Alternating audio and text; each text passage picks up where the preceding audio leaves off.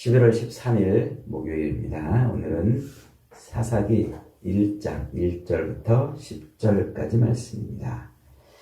누가 당신의 왕이십니까? 라는 제목으로 사사기를 강의할 거예요.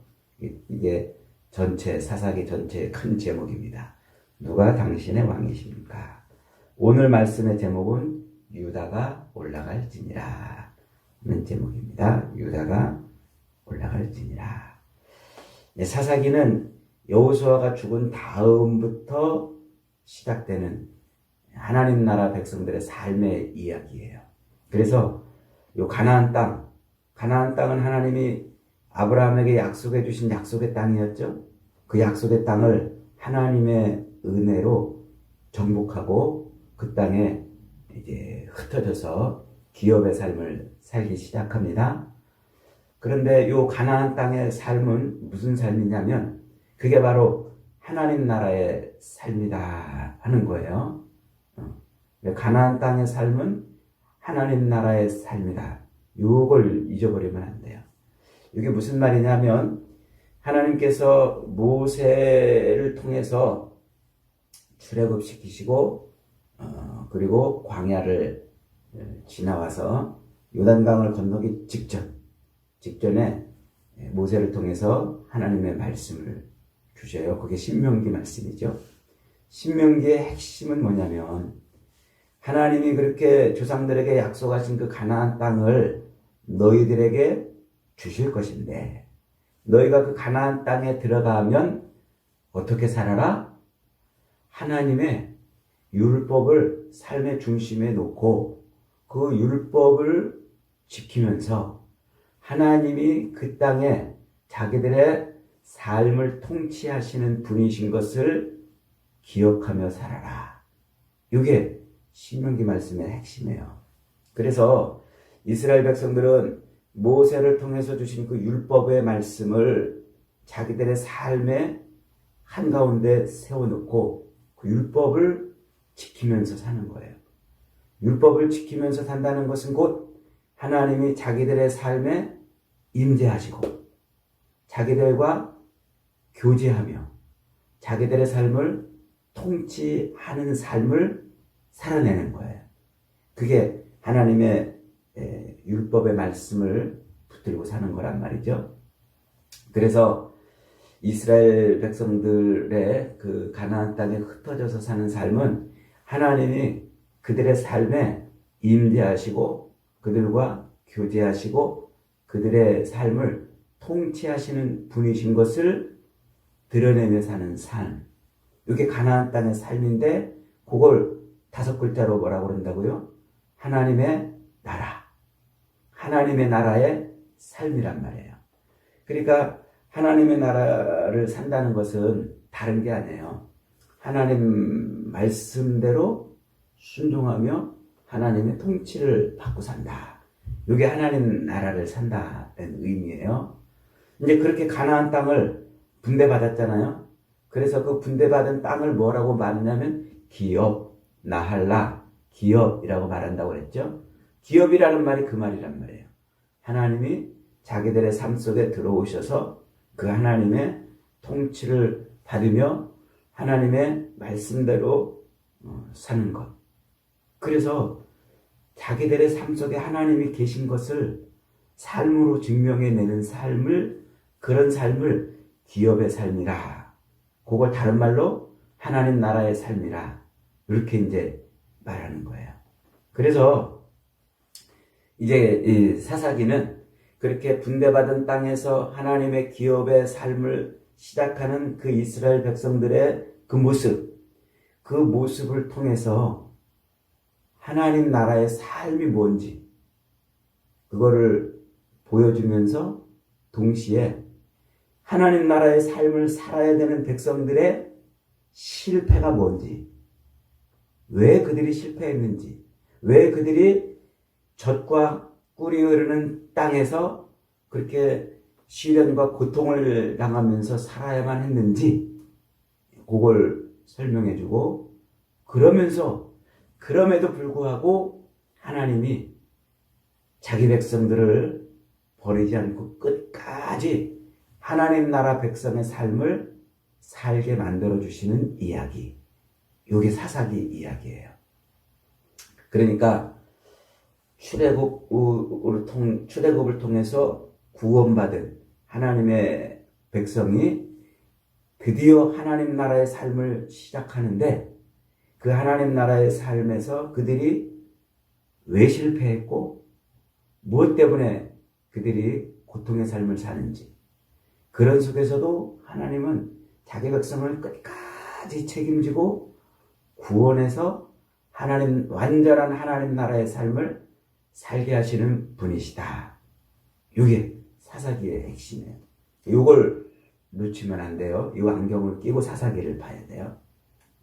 흔히들 사사기는 이스라엘 백성들이 가나안 땅에 들어가서 남겨두었던 그 이방인들 때문에 고통당하다 하나님 앞에 부르짖으면 하나님이 구원해 주신다. 이 정도까지만 얘기하는데 그래서 관점을 잡고 그 땅을 살아갈 때 기도하면 하나님이 도와주신다. 하나님 편에 서면 하나님이 도와주신다. 이렇게만 설명하는데 이게 인간적인 관점으로만 자꾸 성경을 보는 거란 말이에요. 이 이야기는 하나님 측에서 볼 때 저렇게 패역하고 저렇게 지독하게도 말 안 듣는 저 백성들을 끝내 하나님이 완전한 하나님 나라 백성으로 만들어 가신다. 요 이야기까지 설명을 해야 된단 말이에요. 그래서 인간의 관점이 아닌 하나님의 관점으로 사사기를 들여다봐야 되는 거예요. 그렇게 보면 이 사사기의 실패가 뭔지, 사사기의 은혜가 뭔지 이걸 볼 수가 있어요. 이게 결국 성경의 이야기인 거예요. 아담의 타락부터 야 먹지 마라, 먹으면 너 반드시 죽는다. 그런데 불순종했잖아요. 그 지독히 불순종한 그 패역한 그 인간을 하나님이 어떻게 하셔요? 끝내 하나님께서 택하셔서 꺼내시고 그리고 은혜로 그를 이끌어 가시는 것. 그게 구원의 이야기. 그 이야기를 이렇게 역사적 이스라엘의 이야기 속에서 우리에게 보여주는 거예요. 그래서 하나님 나라의 삶의 모형으로 주어진 이 가나안 땅에서 역사적 이스라엘이 왜 하나님 나라의 백성의 삶을 살지 못했는지 그것을 까발려주고 그럼에도 불구하고 하나님이 그들을 버리지 않고 끝까지 책임져서 완성된 하나님 나라의 삶을 살 수 있도록 이끌어 가신다. 이게 사사기가 우리에게 말해주려고 하는 그런 내용이에요. 그래서 사사기에서 반복되는 중요한 개념이 하나 있어요. 중요한 구절이. 그게 뭐냐면 그때에 이스라엘의 왕이 없으므로 각기 자기 소견에 옳은 대로 행하였더라. 이스라엘의 왕이 없으므로 백성들이 자기 소견에 옳은 대로, 자기 생각대로, 자기 판단대로, 자기 생각대로 살았더라 이 말이에요.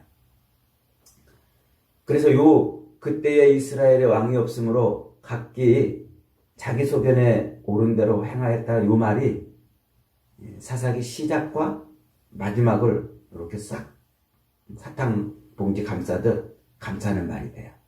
그 전체 이야기가 그 이야기란 말이에요. 그리고 중간중간에 4번이나 요 표현들이 등장을 하는 거예요. 그러니까 요 하나님 나라의 삶은 하나님을 왕으로 섬기고 살아야 되는 삶인데 그렇게 못 살았다는 거예요. 그렇게 못 살은 이스라엘 백성들을 하나님이 그래도 구원해 주시고 완전한 하나님 나라의 삶을 살게 만드신다. 요게 사사기 전체가 이야기하려고 그러는 거예요. 그래서 요 관점으로 계속 사사기를 읽어나가면 오늘 우리도 하나님 나라를 어떻게 살아야 되는지를 정확하게 알 수 있어요. 우리도 예수님을 믿음으로 말미암아 하나님 나라에 들어갔잖아요. 이미 완성된 예수님의 재림으로 완성될 완전한 하나님 나라에는 아직 들어가지 않았지만 이미 이 땅에 임한 하나님 나라를 지금 살고 있잖아요. 그런데 하나님 나라 백성의 삶은 뭐라고요? 하나님을 왕으로 섬기고 그분의 통치를 받고 사는 거예요. 섬겨요. 그래서 세상 걸 더 의지하고 세상 걸 더 찾고 세상 걸 더 붙들고, 그래서 하나님의 통치가 아닌 세상의 통치를 받아요. 돈의 통치를 받고 사람들의 통치를 받고 세상 철학과 문화와 사상과 이념의 통치를 받으면서 살아요. 하나님의 말씀의 통치를 안 받고. 그래서 학생들이 열심히 그렇게 공부하고 부모가 애들을 그렇게 막 대학 보내려고 애쓰는 이유가 뭐예요? 대학을 가야 성공한다. 대학을 가야 자기 인생을 자기 생각대로 산다. 이거잖아요. 이게 뭐예요? 이게 세상의 원리와 세상의 이념과 세상의 사상과 세상의 통치예요. 그래서 예수 믿는 사람들도 전부 다 대학 안 가면 큰일 날 것처럼, 대학 안 가면은 금방 망할 것처럼 막, 그래서 어떻게든지 애들을 대학 보내려고 그러는 거예요. 제가 학생들을 지도할 때 고3이 딱 되면요, 애들이 교회를 안 나와요. 왜 안 나오냐 그러니까 학원 가야 된대요. 야, 하나님 앞에 예배가 먼저지 그게 먼저냐? 그러면 안 된대요. 엄마한테 혼난대요. 너 그러다 하나님한테 혼나. 엄마한테 혼나는 것보다 하나님한테 혼나. 그래도 엄마가 더 무섭대요. 이게 뭐예요? 이게 세상의 방법, 세상의 이념, 세상의 원리, 세상의 사상, 세상의 지배를 받는 거란 말이에요. 우리는 하나님 나라를 산다고 하면서도 똑같아요. 이스라엘 백성들이 가나안 땅에 들어가서 하나님의 통치를 받고 살아야 되는데 하나님의 통치가 아닌 그들이 남겨두었던 그 이방인들의 그 문화를 보고서 그걸 따라 살아요. 그래서 혹시나 도움이 될까 해서 그들을 죽이지도 않고 그들의 철병거를 부수지도 않고 잘 갖고 있다가 그걸 사용하려고 남겨둬요.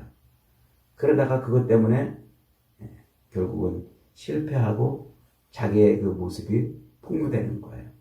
연약한 모습, 패역한 모습, 하나님을 거역했던 그 모습, 그걸 보여줌으로써, 그러면 그런 패역함 가운데서도 하나님이 우리를 어떻게 하시느냐?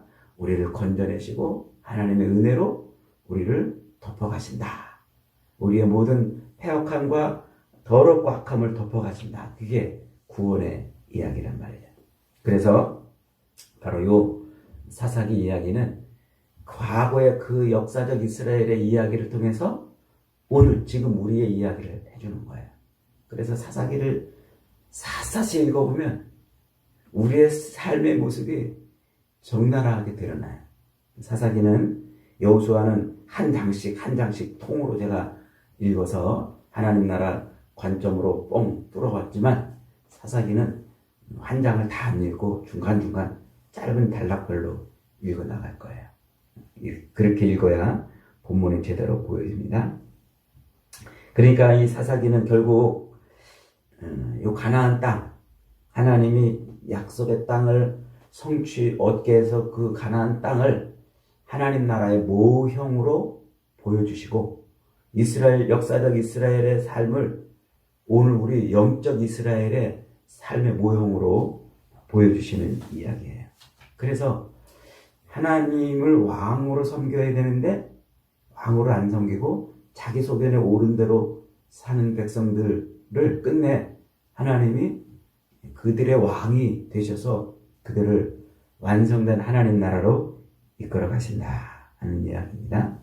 그래서 사사기의 이 시작은 언제부터 시작이 되냐면 여호수아가 죽은 후에 이렇게 시작이 돼요. 여호수아가 죽은 후에. 이 이스라엘 백성들이 하나님의 백성으로 출발한 때가 어디예요? 출애굽이죠. 애굽에서 종살이하고 있을 때 그들을 꺼내가지고 하나님의 백성으로 시작을 하세요. 그때 누가 이끌어가세요? 모세가 이끌어가죠. 눈에 보이는 지도자 모세를 세웠어요. 그 모세는 예수 그리스도를 예표하는 인물이라고 그랬죠. 그렇게 끌고 와가지고 가나안 땅을 누구를 세워서 정복해요? 여호수아를 세워서 정복해요. 여호수아 역시 예수님을 예표하는 인물이라고 그랬죠.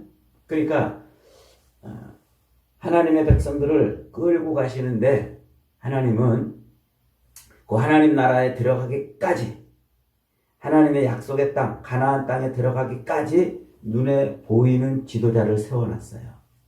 그런데 이제 가나안 땅에 들어가니까, 약속의 땅에 들어가서 하나님의 나라의 삶을 사는 데는 눈에 보이지 지도자가 사라져요. 지도자가 눈에 안 보여요. 왜 지도자가 이제 눈에 안 보일까요? 하나님이 지도자이시기 때문에 그래요. 하나님이 지도자라는 것을 말하는 거예요. 그런데 이스라엘 백성들이 눈에 보이는 그 자기들의 지도자를 따라왔다가 눈에 보이지 않는 하나님을 이제 보고 살아야 되는데 여기 안 보이는 거예요. 그래서 실수하고 실패하는 거예요. 오늘 우리가 그래요. 여러분, 예수 믿으면 구원받습니다. 그래서 예수님의 십자가를 바라보십시오. 그래서 십자가를 딱 바라보고 십자가를 믿으니까 하나님 나라의 삶을 시작하잖아요. 그러면 그 다음부터는 이제 십자가를 안 보고 살아요. 그 다음부터는 성령의 지배를 받고 살아야 되는데 성령 하나님이 안 보이니까 혼란하는 거야. 혼란. 어디로 갈지. 그래서 내 소견에 오른 대로 살게 되는 거죠. 그래서 오늘 본문이 여호수아가 죽은 후에 이렇게 시작을 하는 거예요. 자, 오늘 1절에 이렇게 시작합니다. 여호수아가 죽은 후에 이스라엘 자손이 여호와께 여쭈어 이르되, 우리가 누가 먼저 올라가서 가나안 족속과 싸우리까? 그러죠. 그러니까 가나안에 사는 그 삶은 싸움의 삶이란 말이에요. 싸움의 삶. 그 땅에 들어간 게 중요한 게 아니고 그 땅에서 이제 드디어 본격적으로 하나님 나라 백성의 삶을 살기 위해서는 싸워야 된다. 싸움이에요. 그래서 이 싸움은 굉장히 중요한 구원의 모티브가 되는 거예요. 자, 여호와께서 이르시되 유다가 올라갈지니라. 그래요. 그러면서 이제 유다가 이제 앞장서서 올라가면서 3절에 뭐라고 그러냐면, 유다가 그의 형제 시므온에게 이르되 내가 제비 뽑아 얻은 땅에서 나와 함께 올라가자. 그래요. 갑자기 시므온이 등장을 해요. 이렇게 사사기의 시작을 유다 지파와 시므온 지파가 등장하면서 시작되는 것은 우연이 아니에요. 굉장히 중요한 하나님의 구원의 요 모티브입니다. 유다 지파는 어떤 지파예요? 이미 앞에서 여러 번 등장했습니다마는 창세기 49장에서 야곱이 죽으면서 자기 12아들을 암나를 예언하잖아요. 그 예언을 해주는데 유다 지파를 향한 예언이 뭐였습니까? 그 예언이 그 유다에서 홀이 나와가지고 모든 백성들을 이끌어간다 이렇게 말하잖아요. 그리고 그 치리자의 지팡이가 그 백성들 가운데에서 떠나지 않을 것이다. 그런 예언을 받아요. 그래서 유다 지파는 곧 예수 그리스도를 예표하는 그런 지파가 된다고 그랬죠. 그래서 유다 지파의 그 후손 중에 누가 나오는 거예요? 그래서 예수님이 나오는 거예요. 예수님이 유다 지파를 통해서 나오는 거예요. 그렇게 창세기 49장에서 유다 지파는 예수 그리스도를 예표하는 지파로 예언이 되어 있어요. 그래서 이 유다 지파가 예수님을 예표하는 그런 역할을 하는 거예요. 그래서 이 가나안 땅을 정복하는 이 완전 정복의 싸움의 대표 주자로 유다 지파가 등장하는 거예요. 예수님이 구원의 삶을 완성하는 그 일을 이루시는 모습인 거죠. 자, 그렇게 유다 지파가 예수 그리스도를 예표하는 모습으로 등장을 하는데, 시므온 지파는 왜 갑자기 나올까요? 시므온 지파는요, 우리가 창세기 공부할 때 이 49장에서 거의 저주에 가까운 그런 예언을 받은 두 지파가 있었죠. 레위와 시므온, 시므온과 레위. 이 시므온과 레위는 자기 여동생 디나가 세겜의 그 아들에게 강간을 당하니까 그 복수를 하려고 언약의 도구인 할례, 이 할례를 행하게 해가지고 복수를 해요. 그래서 언약의 도구인 할례를 가지고 살인을 저지르는 그런 일을 했기 때문에 창세기 49장에서 야곱이 이 두 지파를 예언할 때 이들을 흩어버리고 저주받은 그런 지파로 이렇게 예언을 해요. 그런데 레위 지파는 출애굽기 32장에 오니까 그 황금송아지 만들어 놓고 절하고 먹고 뛰고 여호와의 절일에 우상을 섬기는 그들을 죽이는데 앞장서 가지고 레위 지파는 하나님이 그들을 기업으로 받는 그런 자리에 가요. 근데 시므온 지파는 언급이 없었어요. 언급이 없다가 여호수아 시대에 기업을 분배받을 때 유다 지파의 속에 있는 땅을 기업으로 분배받잖아요. 그리고 오늘 여기서 다시 등장하는 거예요. 그러니까 요 유다 지파 안에서 그 유다 지파의 은혜로 가나안 땅에서 사는 삶의 모형을 그려주는 게 오늘 본문의 이야기예요. 그러니까 이 유다 지파의 그 예수 그리스도로 예표되는 그 유다 지파의 그 은혜 덕분에 사는 존재가 바로 오늘 우리라는 거예요. 저주받은, 이미 하나님의 명령을 어겨가지고 저주받은 인생이 그렇게 그리스도 안에서 은혜를 입는, 구원의 은혜를 입는 바로 그 모습을 지금 예표를 하고 있는 거죠. 그래서 유다 지파가 이제 전쟁을 하는데 오늘 본문에 시므온도 같이 올라가는데 시므온 얘기는 한마디도 없어요. 유다만 그냥 유다의 활약만 나오고 시므온 지파는 언급이 없어요. 그게 은혜로 더불어 사는 그런 지파인 것을 말씀하고 있는 거죠. 그래서 요 사사기에 읽어보면 사사기는 딱 두 종류의 인간만 나와요.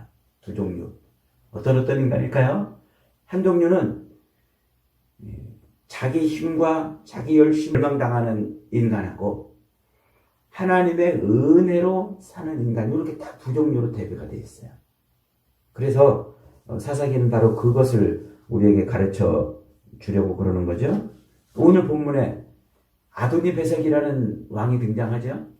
그래서 유다 지파가 이제 막 이곳저곳을 점령하고 이 아도니 베섹을 사로잡아가지고 그를 가나안 땅으로, 예루살렘으로 끌고 가요. 그 예루살렘은 어디예요? 예루살렘은 앞으로 예수 그리스도의 구원을 완성시킬 무대로 등장하는 하나님의 언약의 정점에 있는 도시가 바로 예루살렘이잖아요. 그 예루살렘에서 이 아도니 베섹이 죽어요. 그 아도니 베섹은 왜 죽습니까? 뭐라고 그러면서 죽습니까?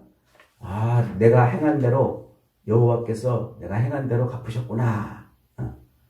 요게 하나님의 심판과 구원의 이야기인 거예요. 그러니까 요 아도니 베섹은 그 하나님의 땅에서 예수 그리스도로 예표되는 그 유다에게 끌려가서 하나님의 구원의 완성이 실현이 되는 예루살렘에서 자기 행한 대로 갚음으로 멸망당하는 인생이 되는 거예요. 그런데 하나님께서는 그 예루살렘을 통해서 하나님의 구원을 펼쳐 가시는 거죠. 이게 바로 사사기 1장이 이렇게 시작하는 이유예요. 사사기는 전체 하나님의 은혜를 노래하는 거죠. 여러분, 그렇습니다. 우리가 이 땅을 살아가는 것은요, 하나님 나라를 지금 살아가고 있는 거예요. 예수를 안 믿으면 하나님 나라 안 살아가는 건데, 우리 예수 믿잖아요. 그러면 우리 지금 이제 하나님 나라에 들어와 있어요. 완성될 하나님 나라를 향해서 싸움을 싸워가야 돼요. 이때 우리의 왕은 누구시라고요? 하나님이세요. 하나님. 우리 앞서서 모든 싸움을 싸워가시는 분이 누구시라고요? 예수님이에요. 그 예수님의 은혜로 사는 존재인 것을 잊어버리면 안 돼요. 우리 눈에 보이지 않는다고 예수님을 왕으로 섬기지 못하고, 하나님을 내 인생의 왕으로 섬기지 못하고 그저 눈에 보이는 것을 얻으려고 몸부림치며 살면 사사기 실패가 우리의 실패가 돼요. 그러나 눈에 보이지 않지만 그 예수님을 붙들고 살아가면, 그분을 내 인생의 왕으로 섬기고 살아가면 우리는 하나님 나라의 삶을 완전하게 이루며 살게 되는 겁니다. 오늘 저와 여러분들이 눈에 보이지 않는다고 해서 예수님을 잃어버리고 나의 왕을 엉뚱한 것으로 삼아 살지 마시고, 하나님을 내 인생의 왕이요, 예수님을 내 삶의 주인으로 온전히 모셔서 멋진 하나님의 나라를 살아가는 저와 여러분이 되시기를 주님의 이름으로 축복합니다. 아멘.